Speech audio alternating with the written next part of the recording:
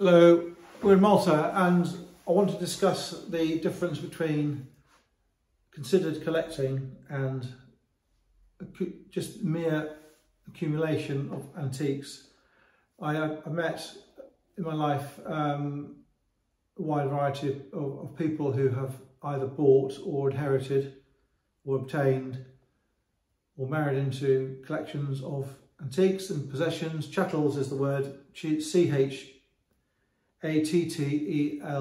that's the English word. Chattels, possessions. In France they call them movables as opposed to immovables. Immovables are property, movables are bits and pieces, antiques. So let's make the distinction between movables and immovables. I think that's a very, very well chosen word by the French. If you've got someone who wants to aggrandize, self-aggrandize, or raise their status, they will pile into buying things to pad out their house, to furnish the house, or on occasional instances they will buy this stuff to hoard, put in cupboards, put in bank vaults, put in storage, which is extremely sad. And the problem is there is not a clear understanding between curated art and just sort of collected random buying of art. And there is a very fine line between vulgar art and choice art. Now, if you're going to have a collection in Malta or in England, if you have just got a lot of stuff you've paid a lot of money for, it can be the most hideous, ugly, overpriced, ordinary, boring stuff. Or you can buy a collection of considered, curated, pleasant, aesthetically pleasing, meaningful stuff. It can cost more or it can cost less.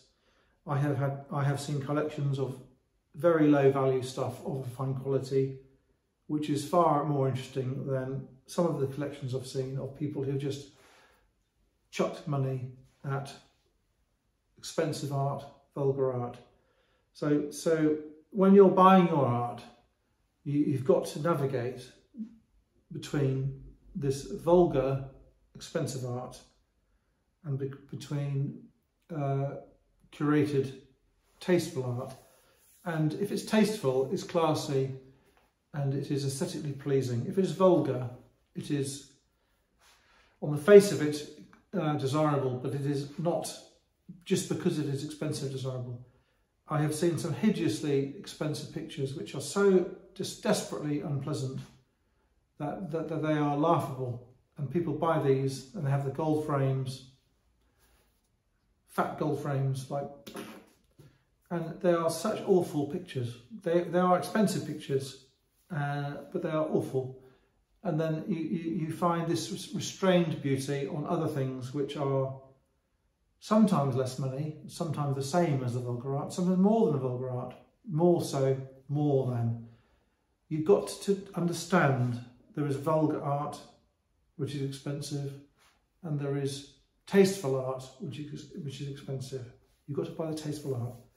There's mountains and mountains of vulgar art, and I'm thinking particularly of the French pictures with the big frames and the hooded women, and the five women sitting by the lake. This romanticist guff. It is the most hideous, tawdry, overrated art. People pile into it, and it is purely based by the ticket price. It's like buying a tinted window Audi or like buying a tinted window BMW. It is utterly futile. If you're going to buy graceful art, you have got to choose something which is intrinsically beautiful and valuable and will stand the test of time in the marketplace in 5 years, 10 years, 30 years, 40 years, 50 years. And I know a lot of wealthy people who have piled into this tawdry stuff, the leopard print stuff, the leopard print tigers, the mirrored stuff. It's awful. It's awful.